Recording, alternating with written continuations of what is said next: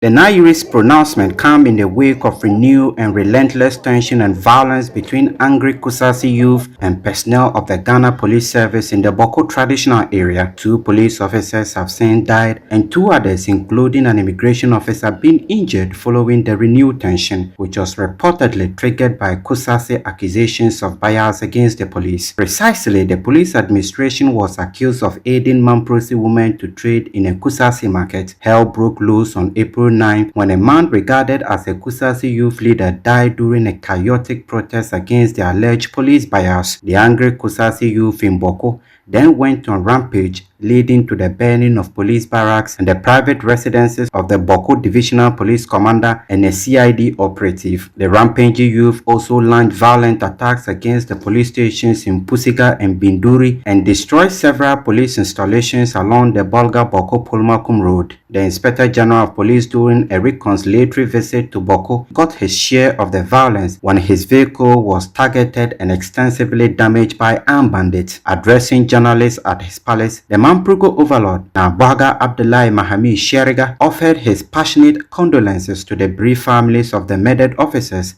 and appealed for justice for their killing. Offers heartfelt condolences to the families of all innocent lives lost, including the courageous police officers who fell in line of duty. May their sacrifices be eternally honored, and may justice prevail. To those injured and receiving care, His Royal Majesty extends sincere prayers for swift and complete recovery. May divine wisdom continue to guide His Excellency in his leadership of this republic, and the Otufo in his noble endeavor to foster unity and peace within our cherished nation. In light of the increased instability in the Bawku traditional area, the Mamprugu Overlord further made recommendations to the government for the return of law and order. Increase security personnel and logistics. Address concerns raised by the police and military command in Bawku regarding insufficient manpower and logistics by deploying the required number of personnel to maintain law and order. Though costly, this measure is far more prudent than bearing the price of insecurity. 2. Empower security forces. Ensure that security forces operate without undue political interference, enabling them to pursue and apprehend known criminal elements disrupting the peace. 3. Safeguard economic freedom. Guarantee that no trader, especially innocent women and children, including those from neighboring Burkina Faso and Togo, hindered from conducting business freely in their jewelry markets. The Nairi, however, wants the youth of Mamprugu to remain calm to allow the structures to work towards peace and harmony in Bawku.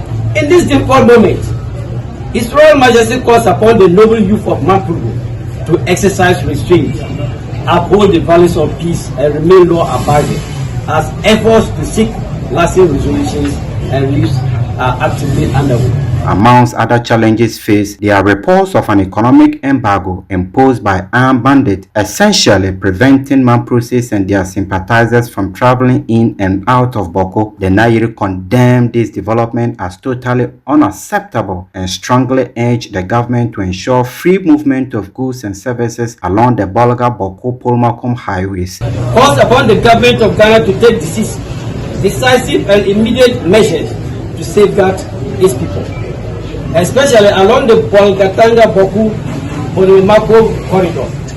National efforts to restore Bawku to its rightful state as a hub of commerce and harmony must also confront the destabilization activities of terrorists operating within the Binduri, Pusiga, Garu, and Bawku West districts. The Mamprugu King cautioned to take necessary measures to protect his people if the Ghanaian state fails to do so. The state must not falter in its sovereign duty to maintain law and order, or else shall have no option but to take the necessary measures to safeguard the people should provocations and injustice persist. From Nalirgu, Ilyasu Tanko for Joy News.